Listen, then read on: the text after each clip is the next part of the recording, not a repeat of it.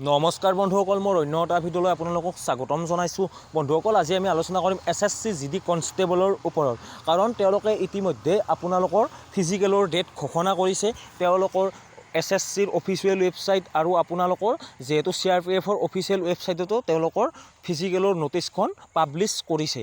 এতিয়া আপোনালোকে ৰখি আছে যে ৰিজাল্টটো কেতিয়া দিব। ৰিজাল্টটো 31 তাৰিখে দিব লাগিছিল, কিন্তু এতিয়ালৈকে দিয়া নাই। এনেকুৱা মনত ভাৱ হৈ আছে আপোনালোকৰ। আৰু SSCয়ে তেওঁলোকৰ টুইটাৰ একাউণ্টত তেওঁলোকে এটা টুইট কৰিছে। সেই টুইটটোত কি জনাইছে তেওঁলোকে, মই আপোনালোকক সেই টুইটটো পঢ়ি আপোনালোকক শুনাম। আৰু আপোনালোকৰ যদি টুইটাৰ একাউণ্ট আছে তেতিয়াহ'লে আপোনালোকে গৈ চেক কৰিব পাৰে। SSC অফিচিয়েল ৱেবছাইটত যাই আপোনালোকে SSCৰ একাউণ্টত যাই আপোনালোকে সেইটো টুইটটো চেক কৰি ল'ব পাৰে। মই আপোনালোকক টুইটটোত কি লিখিছে গোটেই কথাখিনি জনাই দিম। আৰু ৰিজাল্টটো কেইদিনৰ ভিতৰত আহিব বুলি কৈছে, মই গোটেই কথাখিনি আপোনালোকক জনাবলৈ চেষ্টা কৰিম। আপোনালোকে ভিডিঅ'টো স্কিপ নকৰাকৈ সম্পূৰ্ণকৈ চাই থাকক। আৰু মোৰ চেনেলটোত যদি প্ৰথমবাৰৰ কাৰণে ভিজিট কৰিছে তেতিয়াহ'লে মোৰ চেনেলটো ছাবস্ক্ৰাইব কৰক আৰু কাষত থকা বেল আইকনটো প্ৰেছ কৰক। চাওক বন্ধুসকল, যিহেতু আপোনালোকৰ SSCয়ে ফিজিকেল ডেট ইতিমধ্যে ঘোষণা কৰিছে। আপোনালোকৰ ফিজিকেল ডেট 15 তাৰিখৰ পৰা আপোনালোকৰ ফিজিকেল আৰম্ভ হৈ যাব।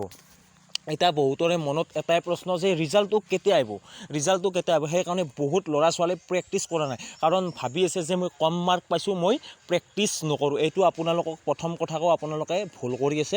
আপোনালোকে প্ৰেক্টিছ কৰক। তাৰপিছত SSCয়ে তেওঁলোকৰ টুইটাৰ একাউণ্টত এটা টুইট কৰিছে। সেই টুইটটোত কি লিখিছে মই আপোনালোকক কৈ আছোঁ, আপোনালোকে ভালকৈ শুনি থাকক। চাওক বন্ধুসকল, লাখো विद्यार्थी के लिए SSC GD के रिजल्ट का इंतज़ार है, तो मैं SSC टेक्निकल टीम की तरफ से उनको कहना चाहूँगी कि आपका रिजल्ट अप्रैल के प्रथम सप्ताह तक आ जाएगा। अपने दर फिजिकल जांच परख अथवा परीक्षण के लिए अपनी मेहनत जारी रखे। SSC अपने शिड्यूल से ही चलेगी। सिर्फ कामनाएं जी। মানে তেওঁলোকে ইয়াত কৈছে যে আপোনালোকৰ 15 তাৰিখৰ পৰাই ফিজিকেল ষ্টাৰ্ট হ'ব। আৰু তেওঁলোকে যিটো আপোনালোকক অফিচিয়েল ৱেবছাইটত নটিছ দিছিল সেইমতে আপোনালোকৰ ফিজিকেল ষ্টাৰ্ট হ'ব। আৰু তেওঁলোকে উল্লেখ কৰা মতে আপোনালোকৰ এই সপ্তাহতে তেওঁলোকে ৰিজাল্টটো ঘোষণা কৰি দিব। আৰু আপোনালোকে গৈ এইটো চেক কৰি চাব পাৰে। অফিচিয়েল ৱেবছাইটত অফিচিয়েল একাউণ্ট আছে, তেওঁলোকৰ টুইটাৰ একাউণ্ট আছে। তেওঁলোকে টুইটাৰ একাউণ্টত এইটো প্ৰকাশ কৰিছে। আপোনালোকৰ যদি টুইটাৰ একাউণ্ট আছে তেতিয়াহ'লে আপোনালোকে গৈ সেইটো চেক কৰিব পাৰে।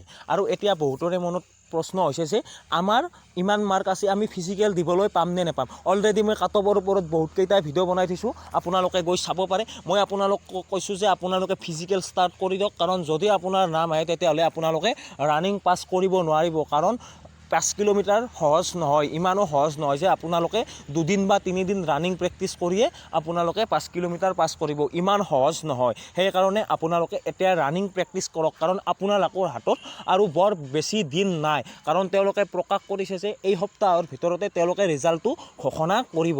আৰু বহুতে সুধি আছে নৰ্মেলাইজেশ্যন মাৰ্ক আগতে আহিব নে পাছত আহিব। চাওক বন্ধুসকল, নৰ্মেলাইজেশ্যন মাৰ্ক হয়তো আগতো আহিব পাৰে, হয়তো ৰিজাল্টৰ পিছতো আহিব পাৰে, কিন্তু আগতে অহাৰ চান্স যথেষ্টখিনি আছে।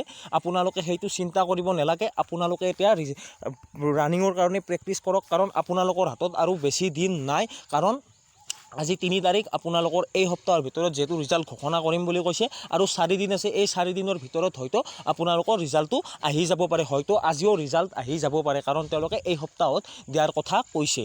আজিৰ ভিডিঅ'টোত এইখিনিয়ে আছিল। আপোনালোকৰ যদি কিবা জানিবলগীয়া থাকে আপোনালোকে তলত কমেণ্ট কৰি সুধিব পাৰে। আজিলৈ আহিছোঁ। জয় হিন্দ, জয় ভাৰত।